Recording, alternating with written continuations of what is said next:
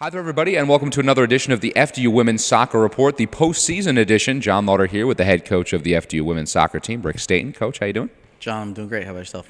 Doing just fine. So excitement for the program, obviously. Second seed in the NEC Tournament. But let's quickly backtrack, talk about the last two games you guys had, both on the road. You get the tie, then the loss to St. Francis that put you in second place. So overall, a bit of a mixed weekend. So just some thoughts on the last weekend of the regular season. Yeah, I mean, in general, we're still playing a little shorthanded in terms of injuries and stuff like that. So, not using that as a reason. We faced two very good teams. The first one being Robert Morris. Their record is very, very deceptive, and you could see that in their last game going against Sacred Heart. They won big with 5-0 result. So Robert Morris was a very good team, had their fair share of chances against us. We had a couple ourselves, just neither team could put it away. It was a good test for us, though. It was a battle. We knew we wanted to preserve some points, and we were able to get a point to make Sunday a championship game, and that's what it was. Then going into Sunday, we played a very, very good St. Francis team. They're very technical. They switched the point of attack really well. Very good in possession and build-up. Their backs were getting involved, both on the attacking end and the defending end. They have a very special player in NEC Player of the Year, Tessa McKibben, who is just ultra dangerous, and we allowed her to be free on too many occasions. But the reason she was opened up was because other players around her were doing some very good things that were drawing our defenders away from her. And so they were a very dangerous team. But as we said to the team, we went out there, we experienced it. We know what it's going to take to be successful out there. So we just learn and grow from it. And this weekend just presents a new challenge for us. It's a 2-game season, and again, vying for a championship with LIU on our mind for this upcoming Friday. And look, regardless of what happened this past weekend, a fantastic season for the program. You guys were picked to finish towards the bottom of the NEC. You finished in second place, a great conference slate. You guys played well throughout.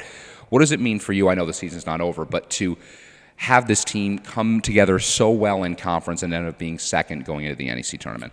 I keep expressing to the team I'm beyond proud of what they've done. What we did was just try to instill some belief in what they could accomplish, and they're the ones who orchestrate it. They're the ones who step on the field and perform, and the credit really goes out to them, and they're very deserving of what they've achieved this year. A lot of people obviously underestimated them. You could see that in the preseason polls, but also, across the nation. Not many people thought that they could accomplish a lot, but, amongst ourselves, we did. And that's all that mattered in the end is, coming together every day in training sessions, being able to accomplish little tasks, seeing the success that comes from it, and just growing in confidence. So, again, we have some soccer ahead of us. We're looking forward to the weekend, but, this team has battled through and through, and we're excited about that, and we plan on doing the same this weekend. Now, you mentioned, the team obviously has been a little bit shorthanded. Some updates on some of the players, just who you expect to have back, who you may still not have, et cetera. Well, that's a trick question. You're throwing a loaded question at me because, we hope to have a couple players back in Giselle Perez and Connie Lewis and, a couple other Skylers just getting back up to par.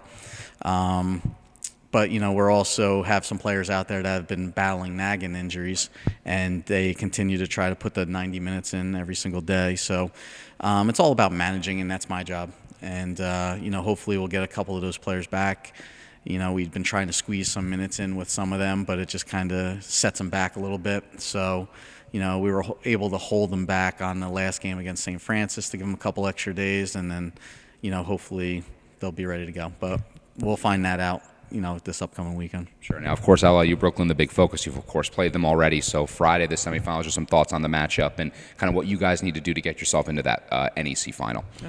So LIU, we faced early in our conference schedule, so it's definitely going to be a different team. It's always tough to play the same team twice in a season because we're all going to make adjustments of some sort to try to capitalize on each other. LIU, after our game, kind of hit a hot streak. They have a forward who I'm very familiar with.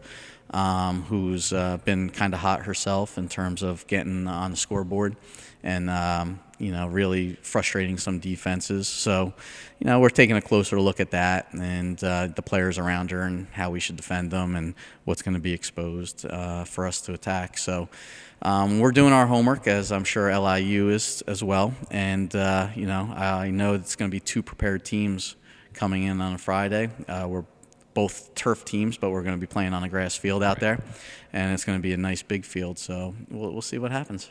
All right, Coach, thank you so much, and good luck. Thank you. I appreciate it.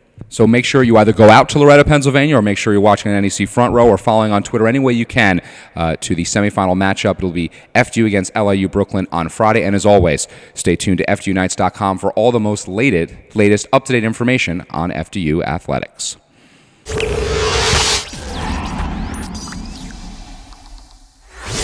I'm standing here with sophomore midfielder Katey Arathoon. Katey, thank you for taking the time to talk with us today. Thank you for having me. How are you today? I'm doing well. Trying to get ready for this big weekend coming up. Let's talk about this season before we get to just this weekend. This season, preseason picked to finish 8th in the conference, just a complete turnaround, finishing second, number 2 seed. Just a really awesome season all around. And just explain what it means to you, to the team, just to have that kind of season. I mean, coming off of a season that we had last year, it's a great thing for us to finish in the top seed in our conference.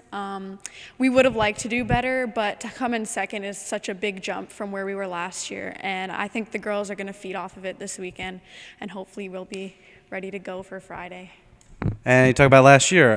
You are a part of a large sophomore contingent that's in the starting lineup.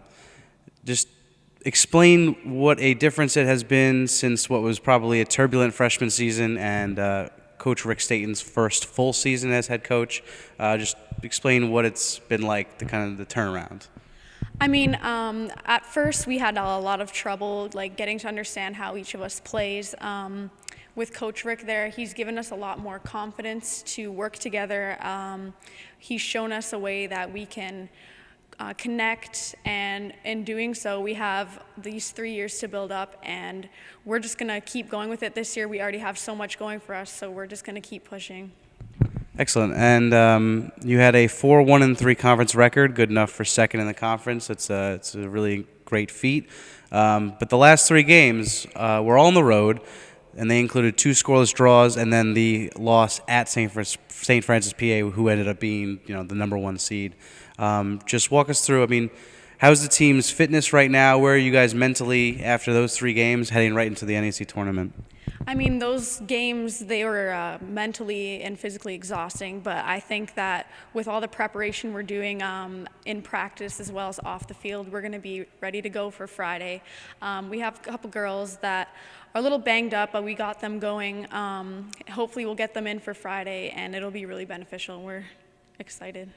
Well, I'm excited too. I think we all are Knights fans. And Friday, the first game, I think, is at 12:30. Your game's at 2:30, barring what happens in the first game, overtime and whatnot. That's against LIU Brooklyn. So walk us through what you guys have been doing to prepare for the Blackbirds. And talk about what kind of an advantage it is that if you do possibly win that game and then face St. Francis in the final on Sunday, how much of an advantage it is having just played them, on their home turf again just a week ago. Well, for LIU, we already have a lot of experience playing with against them. It's a different field, but we have a lot of speed and width to work with on our team. We're looking to put as much pressure as we can on them early and do what we can to get up. For St. Francis, it's a great thing that we were able to be there last weekend. We have a lot of experience, not only with the field because it is grass, with the team and how they work. Now we're able to see where personnel should be and how we can adjust ourselves so that we have a better chance this time. All right. Thank you, Katey. That's all the questions I have.